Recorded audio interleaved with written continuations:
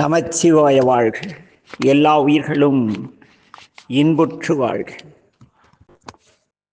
அடியார்கள் என்று சொல்லக்கூடிய திருத்தொண்டர்களை பற்றி சிந்தித்துக் கொண்டிருக்கின்றோம். யார் திருத்தொண்டர்கள்?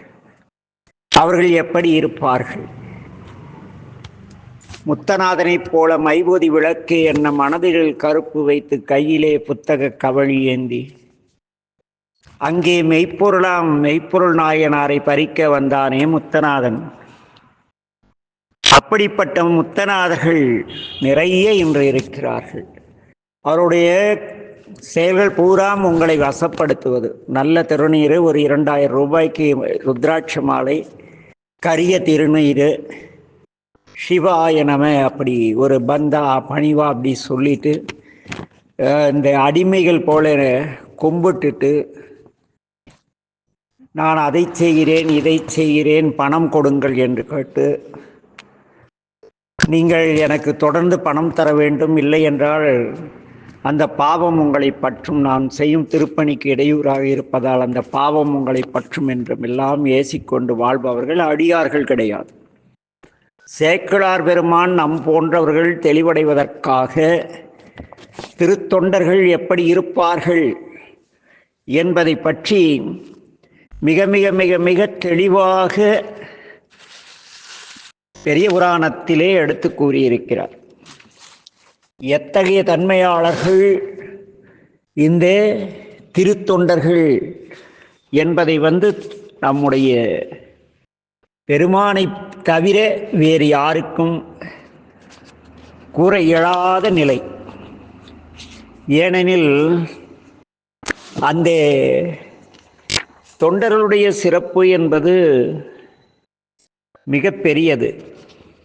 இறைவனே அவர்களுக்காக பொதியமுது தந்தார், இறைவனே அவர்களுக்கு வேண்டியதையெல்லாம் செய்தார் என்றால் அவர்கள் எப்படி இருப்பார்கள் என்பதை நம்முடைய சேக்கிழார் பெருமான் கூறும் பொழுது எவ்வாறு கூறுவார் என்றால், இந்த அன்பர்களின் பெருமையை இறைவனை என்று யாராலும் பேச முடியாது. இவருடைய தனிச்சிறப்பை வேறு யாராலும் எடுத்து எம்ப முடியாது. அத்தகைய சிறப்புடையவர், அத்தகைய சீருடையவர்கள் என்றெல்லாம் பேசுவார் நம்முடைய யாரு? சேக்கிழாரடிகள். அந்த தொண்டர்கள் எவ்வாறு இருப்பார்கள் என்றால்,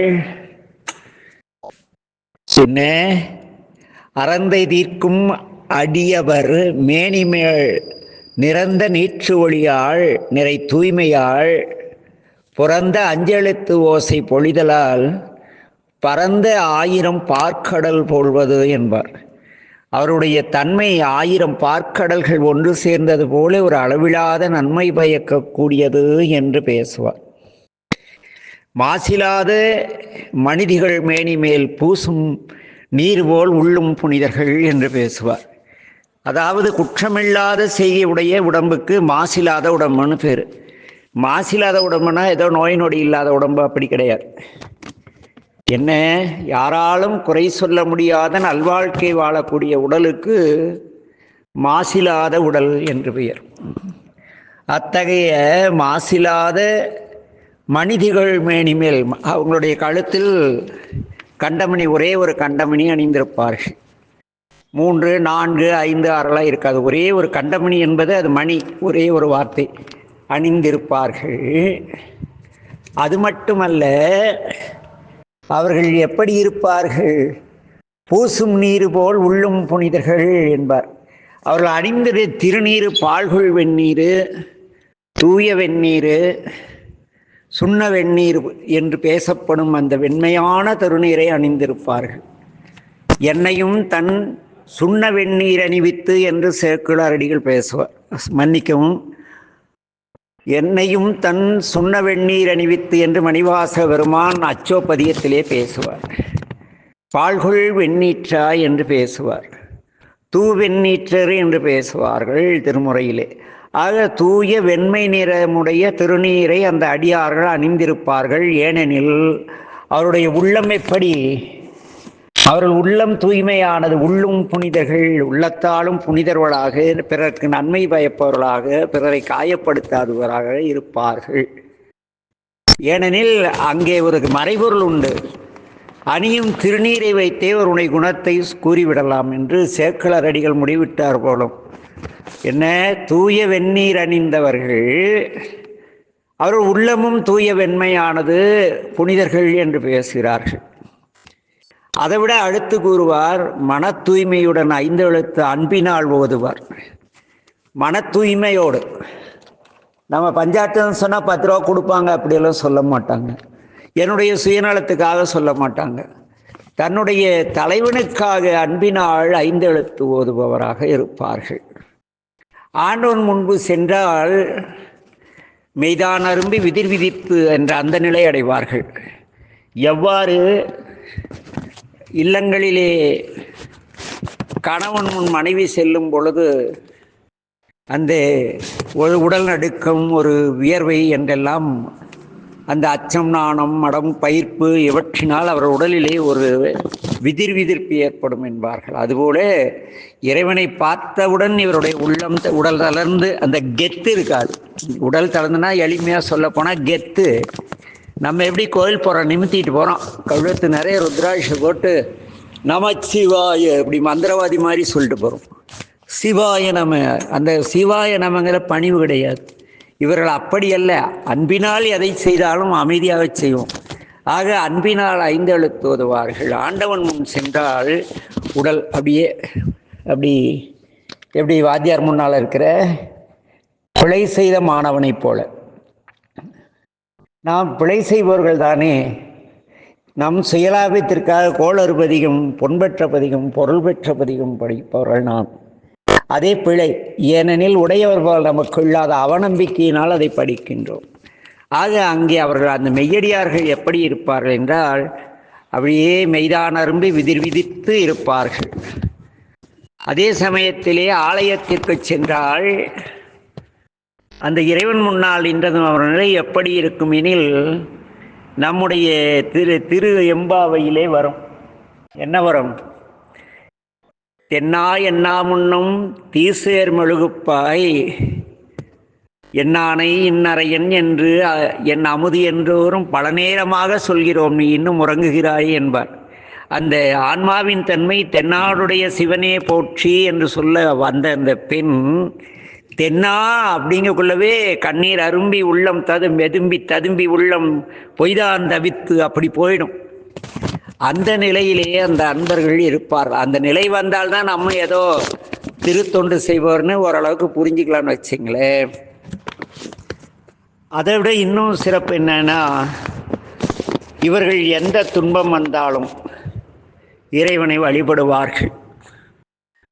என்ன அது? என்ன துன்பம் வந்தாலும் திருநாவுக்கரசர் தர்மசேனர் என்ற பெயரிலே மிக அற்புதமான ஒரு ராஜகுருவாக மகேந்திர பல்லவனிடத்து வலம் வந்தவர். சைவம் சார்ந்தார். கொண்டு போய் அந்த சுண்ணாம்பு களவாயில் வைத்து வேக வைத்தார்கள். அப்பவும் சிவனை விடவில்லை. அதே போல விஷம் கொடுத்தார்கள், விடவில்லை. சிவனுவானேனார். யானை இடற வந்தது, பெருமானே நமசிவாய் என்னார். கல்லில் கட்டி கடலில் போட்டாங்க, நமசிவாய் என்னாங்க.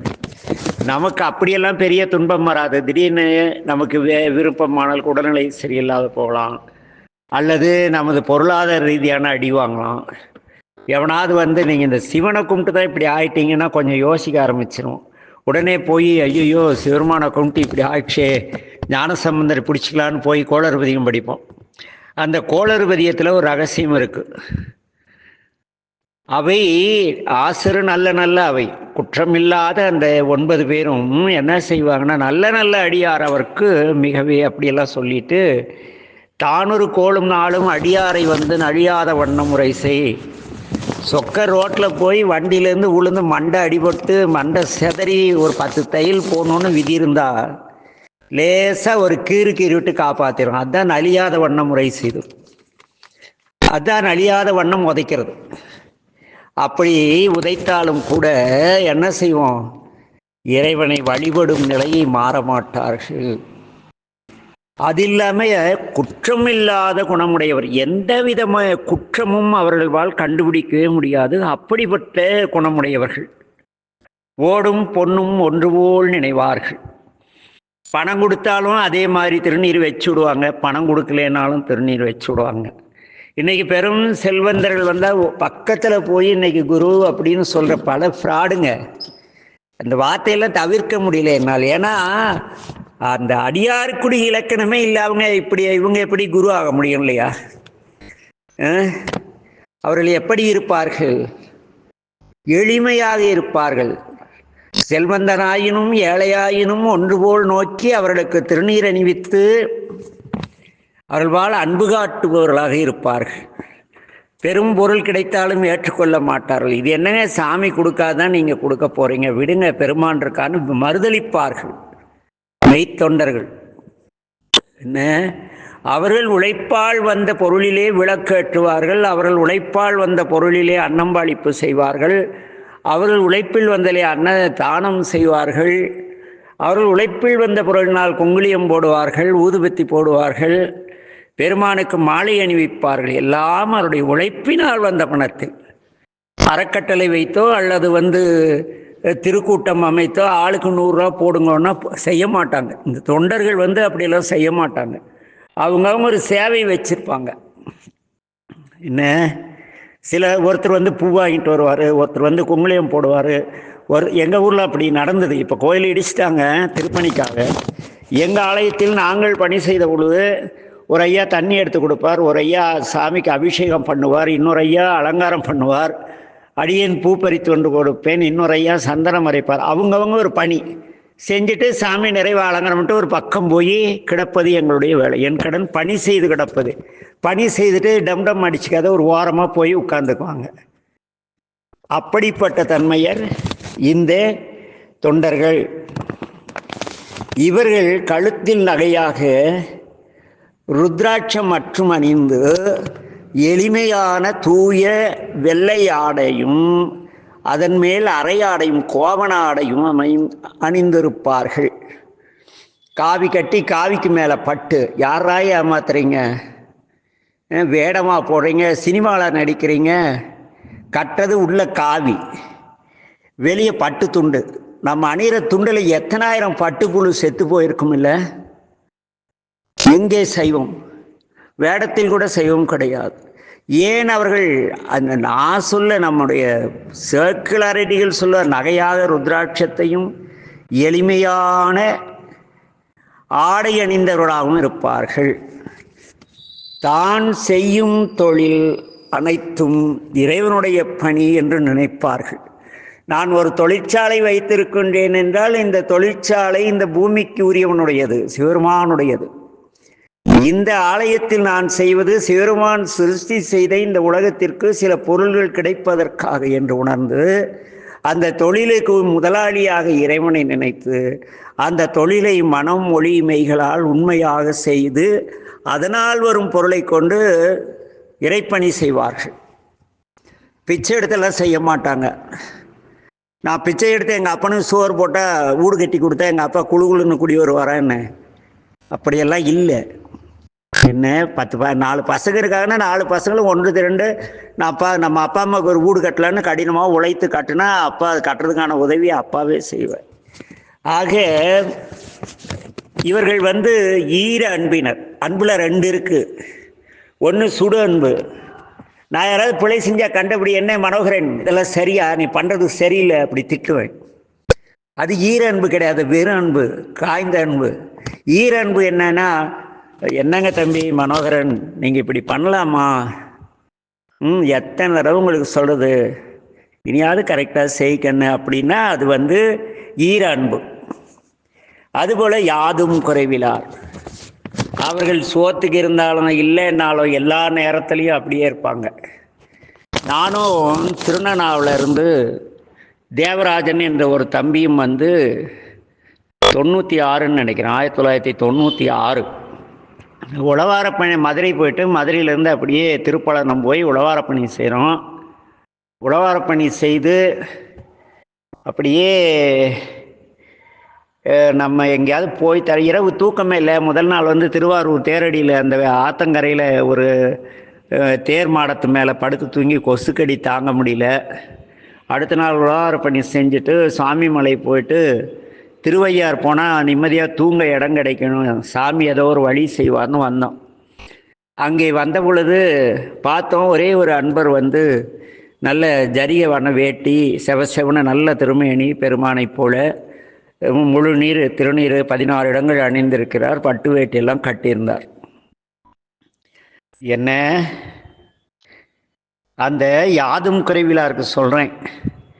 அப்புறம் நாங்கள் அந்த ஐயா கிட்ட போய், ஐயா நானும் தம்பியும் இது மாதிரி பவானியிலேருந்து மேட்டூர்லேருந்து வந்திருக்கோம், நாங்கள் வந்து இரவு தங்கணுங்கய்யா அப்படின்னோம். அந்த ஐயா வீட்டுக்கு கூட்டி போகிறாரு. நாங்களும் அவர் கூட போனால் அது ஒரு கூரை வீடு. ஏடா இன்றைக்கும் கொசுக்கடியில் தூங்கணும் மாட்டிருக்கேன், மழை வேற பெஞ்சிட்ருக்கு, வேற எங்கேயும் போக முடியாது. அந்த ஐயா வீட்டில் தின்னம் மட்டும்தான் ஒழுகாத இடம். எங்களை படுக்க வச்ச, இங்கே படுத்துக்கிங்கயான்னு பாய் கொண்டு வந்து போட்டார். அப்புறம் கொஞ்சம் இருங்கயா உணவு ரெடியாகினார். அப்புறம் சாப்பாடு ரெடி பண்ணி கொண்டு வந்தாங்க. ஒரு சிறு குவளை, அதில் கொஞ்சம் சாப்பாடு, ஒரு பாத்திரத்தில் குழம்பு, முருங்கைக்காய் குழம்பு. அந்த ஐயா வந்து, ஐயா வாங்க அமுது பாலிக்கலான்னாங்க. போனோம், உட்கார்ந்தோம். சாப்பாட்டை எடுத்து இலை பறித்து வந்து கொட்டும் மலையிலும் எங்களுக்கு போட்டு பரிமாற வந்தாங்க. சாப்பாடு பார்த்தா கம்மியாக இருந்தது. ஐயா உங்களுக்குன்னு கேட்டேன். இல்லைங்க நாங்கள் அப்புறம் சாப்பிட்டுக்கிறோம், நீங்கள் சாப்பிடுங்கன்னாங்க. இல்லை எல்லாரும் பகிர்ந்து சாப்பிட்டோன்னா ஆளுக்கு ஒரு கவலம் சாப்பிட்டோம். சாப்பிட்ட பிறகு அந்த ஐயா உங்களுக்கு ஏதேனும் குறையுண்டான்னு கேட்டோம். எங்களுக்கு மகட்பேறு, நாங்கள் சாப்பிட்றதுக்கு நாவுக்கரசர் வரலாறு படித்ததுனால எங்கேயாவது போய் சாப்பிட்டா அந்த வீட்டு குழந்தைகளே அருகில் உட்கார வச்சு சாப்பிட்றது மரபு. குழந்தை இல்லைன்னாங்க. அன்னை மீனாட்சியலால் உங்களுக்கு ஒரு நல்ல குழந்தை பிறகுன்னா வந்துட்டோம். ஆனால் அப்புறம் அடுத்து அன்னைக்கு இரவு அங்கேயே தூங்கினோம். விடியதுக்குள்ளே பூரி மசாலாம் எங்கேயோ 5 மணி 5:30 வாங்கிட்டு வந்தார். அது வேறு நடந்த சம்பவங்கள் வேறு. எதுக்குன்னா அவங்க வீட்டில் ஏழ்மை, வறுமை, அவர்களுக்கே உணவு தட்டுப்பாடு. ஆனால் எங்களை குறைவில்லாமல் கவனித்தாங்க. அந்த பண்பின் குறைவிலார்கள். என வந்த உறவை, வந்த அன்பர்களை உபசரிக்கக்கூடிய அந்த இளையான்குடி மாறநாயனார் நினைவுதான் அடியேனுக்கு வந்தது. அதே ஒழுகின்ற வீடு, நாங்கள் படுத்திருந்த இடத்துல மீதியெல்லாம் ஒழுகுது கூரை வீடு. அவர் வந்து அந்த சிவில் சப்ளைஸில் ஏதோ வேலை செய்தா சொன்னார். அதுக்கு பிறகு அந்த அன்பரை தரிசிக்கும் புண்ணியம் அடியேனுக்கு இல்லை.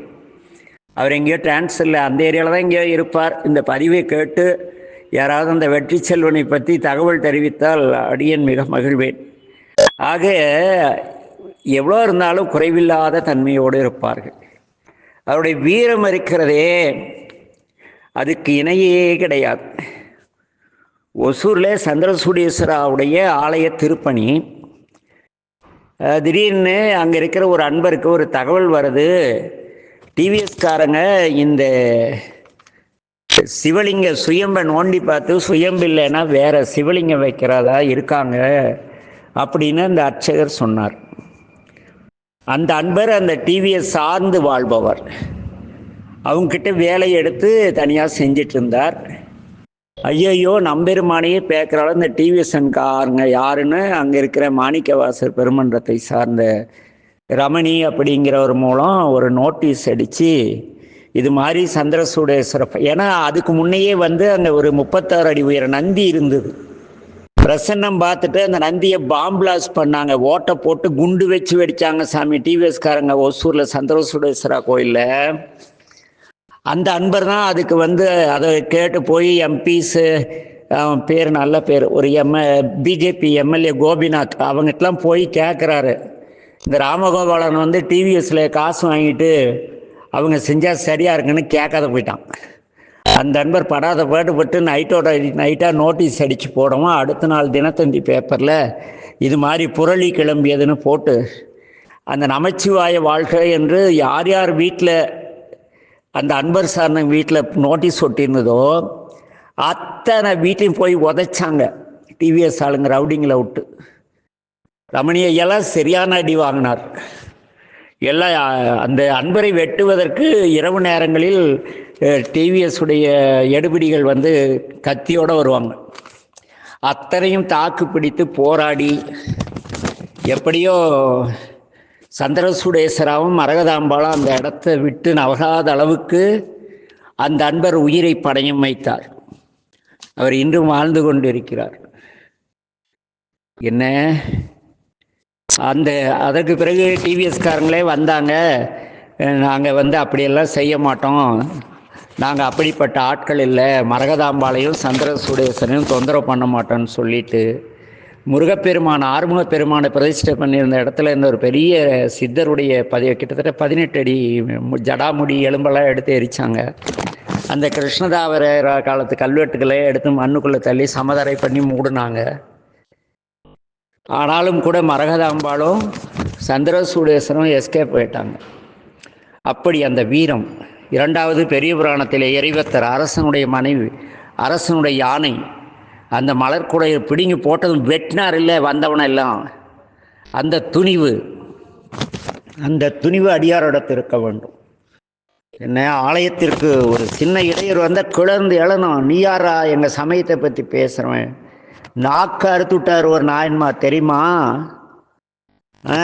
இன்னைக்கு எத்தனை இழிவுபடுத்துகிறாங்க பெருமானை, நடராஜ பெருமானை எவ்வளோ கேவலமாக காளியை வச்சு அசிங்கப்படுத்தினாங்க. என்ன போய் நாக்கு அறுத்துட்டோமா என்ன அவங்கள? சும்மா வீரமில்லா கோழைகளாக நம்பெருமாளுக்கு அன்பர்கள் கூட நடிச்சிட்டு இருக்கோம்.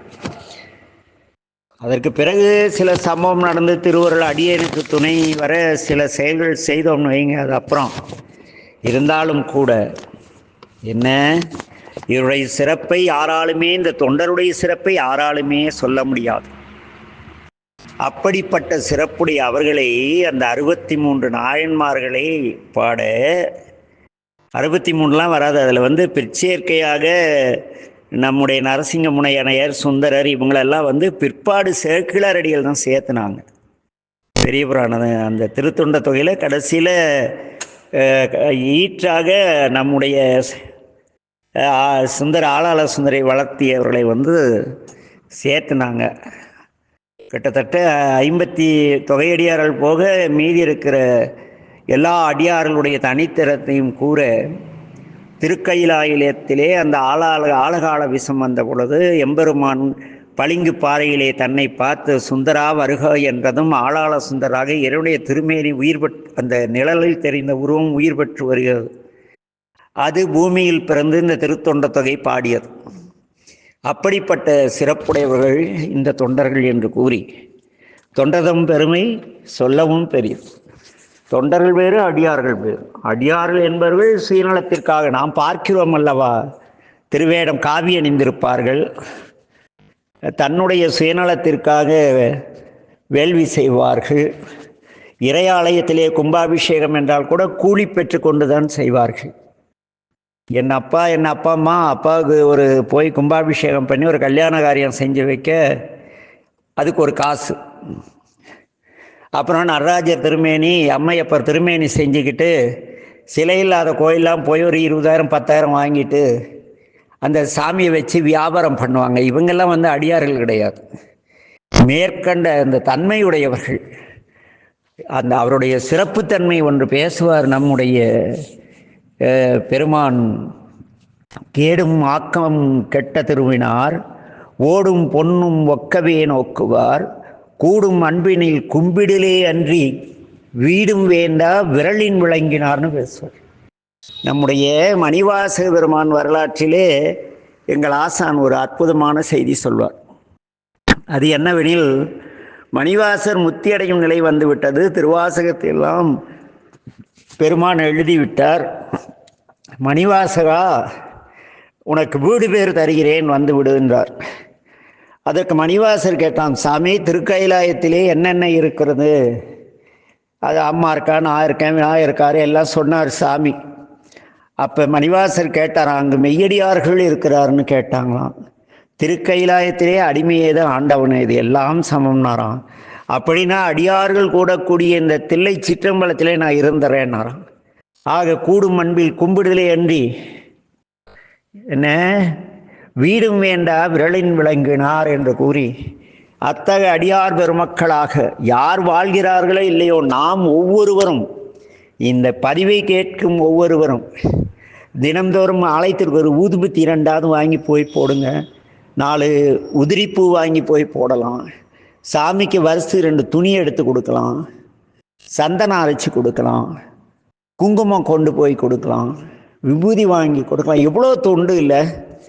நாம் பணி செய்ய எக்கச்சக்கமான ஆலயங்களில் ஆண்டவருடைய திருமணிகள் காத்திருக்கின்றன. நாம் பணி செய்வோமா மாட்டோமா என்று நாம் என்ன செய்ய போகிறோம்? சிந்தித்து கொள்ளுங்கள். திருவருள் அவ்வாறு சேவை செய்ய உங்களுக்கு வாய்த்தால், மேற்கூறிய இலக்கணங்களுடைய மெய்யடியார்களாக நீங்கள் எல்லாம் வாழ, நானும் அதற்காக அப்படி வாழ எல்லாம் வல்ல என் தந்தை மேட்டூர் மீனாட்சி சொக்கநாத பெருமான் திருவடியை பிரார்த்தித்து விண்ணப்பித்து அமைகிறோம். மீண்டும் திருவருளால் சந்திப்போம். நமச்சிவாய வாழ்க. எல்லா உயிர்களும் இன்புற்று வாழ்க. திருச்சிற்றம்பலம்.